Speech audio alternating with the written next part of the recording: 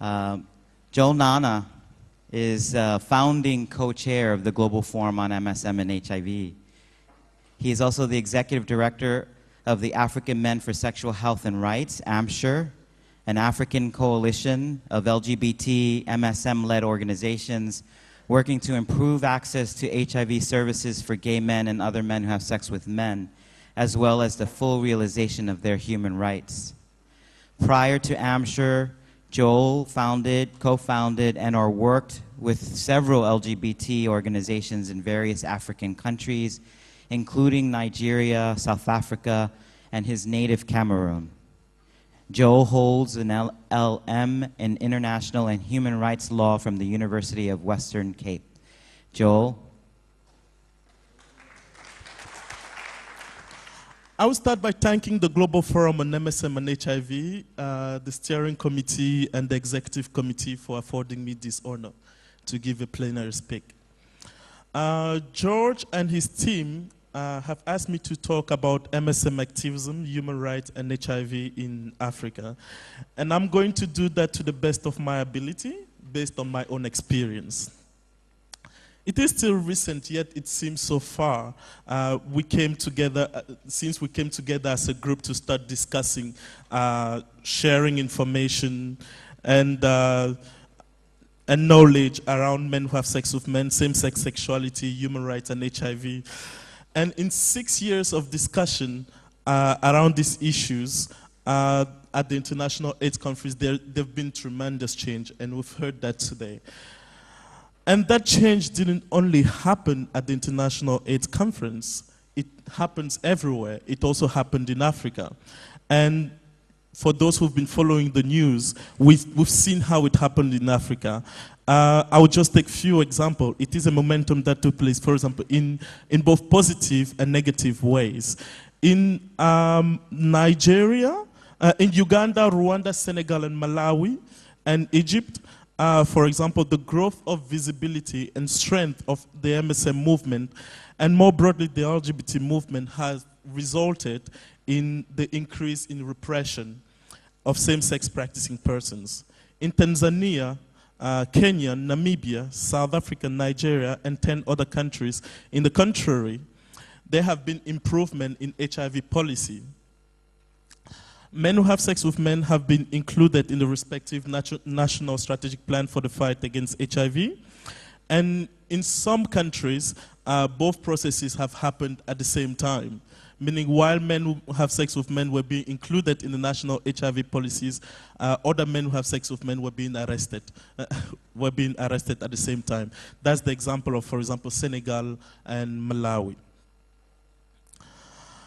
The change has taken place at the regional level as well, and we've heard Michelle Sidibe talk today about the resolution that was adopted at the African Commission on Human and People's Rights. They adopted a resolution establishing a committee on the protection of the right of people living with HIV, most at-risk population, including, very clearly, men who have sex with men.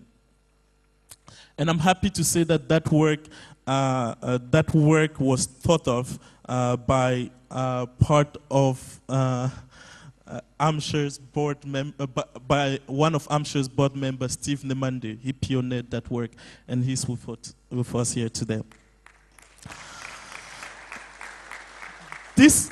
This is, for me, an immense step in the recognition, the protection, and the realization of MSM's rights to the highest attainable standard of health, as prescribed in various charters and to which most of our countries are part, including the African Charter on Human and People's Rights.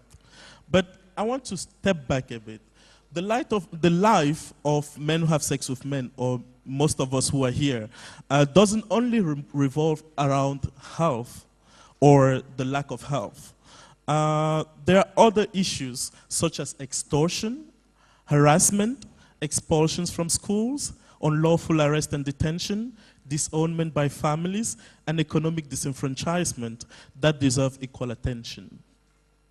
However, the disproportionate and unique manner in which HIV is affecting men who have sex with men on the continent, the lack of attention to these populations by national HIV interventions, and the impact of human rights violations on their capacity to seek and access HIV services has made it almost impossible to work on anything else.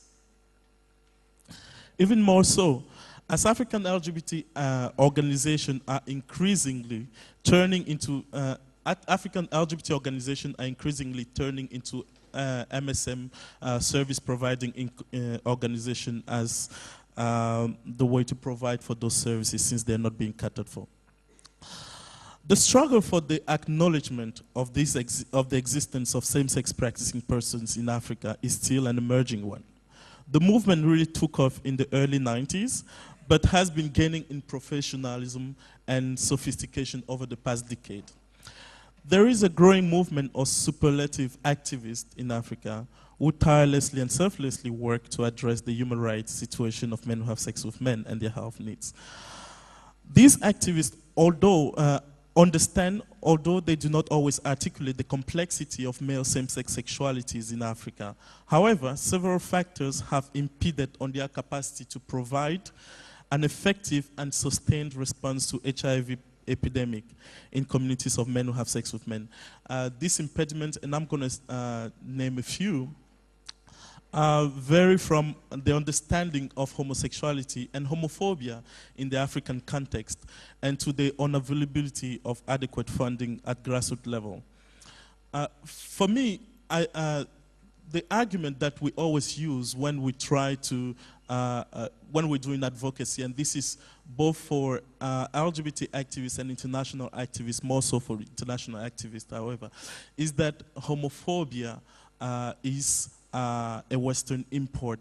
And I have been thinking about that, and I think if we truly believe that homophobia is an irrational fear of homosexuality and homosexuals, and we also believe that as humans, as Africans, we can independently think, feel, express our thoughts and feelings, then there is no doubt that Africans are also capable of homophobia.